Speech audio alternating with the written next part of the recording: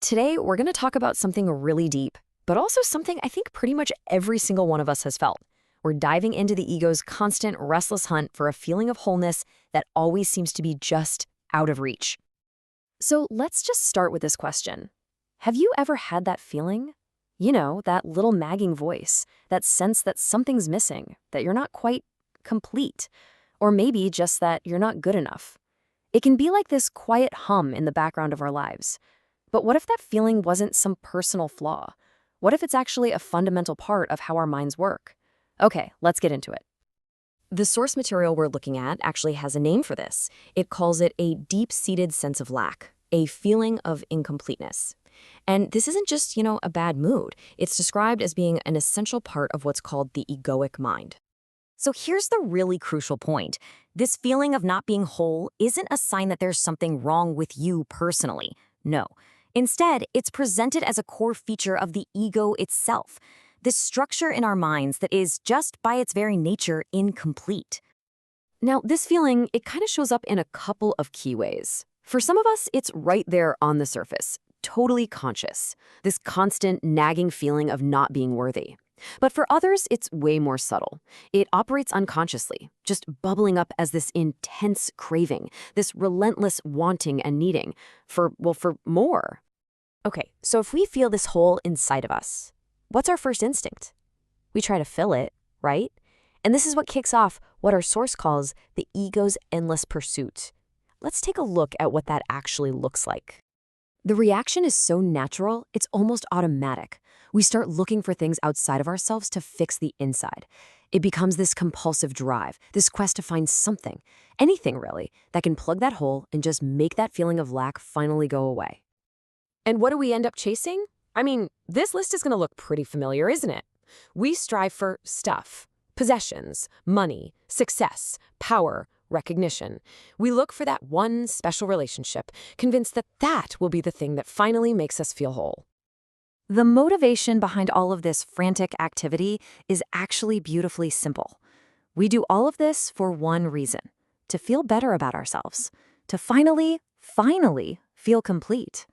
That's the big promise the ego makes to us. But what happens when we actually get what we want? We get the promotion, we buy the house, we find the partner. This is where the ego's whole strategy just starts to fall apart. And it leads to a pretty tough realization. Even after we get all those things we were chasing, we discover the fundamental problem. The hole is still there. That feeling of lack, it didn't go anywhere. The source puts it so bluntly: the hole is bottomless. And this, right here, is the grand delusion laid out for us. The ego's promise is a simple formula. Get these external things, and you'll feel complete. But the reality is, you get the things, and the hole is still there. The formula just doesn't work. And this is where things can get really difficult, because once you've achieved the thing you thought would fix you, and you still feel incomplete, well, it gets a whole lot harder to keep deluding yourself, doesn't it? So, if trying to fill the hole doesn't work, what's the alternative? Well, the source suggests a really radical shift in how we see ourselves. And it starts not by adding something new, but by understanding what you are not.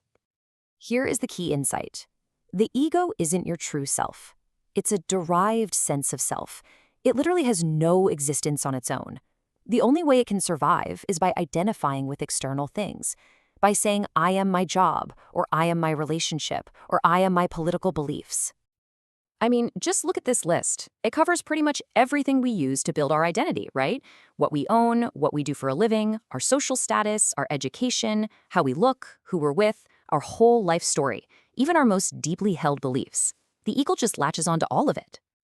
And then, the source just hits us with this incredibly powerful, simple, and maybe even a little bit shocking statement. None of these is you. Your job, your history, your body, your thoughts, none of that is the essence of who you really are. And that leads to this fascinating question. I mean, really think about it. How does that statement land with you? Does the idea of not being your identity, does that feel scary? Like you're losing yourself? Or is it actually a massive relief, a kind of liberation from the pressure of having to maintain all those labels? This brings us to the final and maybe the most profound insight from our source material. It's a piece of wisdom that completely reframes how we think about life and even death. The simple truth is, whether we like it or not, we are going to have to let go of all these identifications. Our possessions, our status, our relationships, even our own physical body. They're all temporary. Sooner or later, we have to relinquish them. And this gives us a totally new way to look at death. It's not just an end. You can see it as a stripping away of everything that is not you. It's the final removal of all the things we thought we were. This all leads to the ultimate secret of life, as it's presented here, to die before you die. What that means is voluntarily letting go of your attachment to all those false identifications right now while you are still alive. And in doing that, you discover the part of you that remains, the part of you that doesn't die.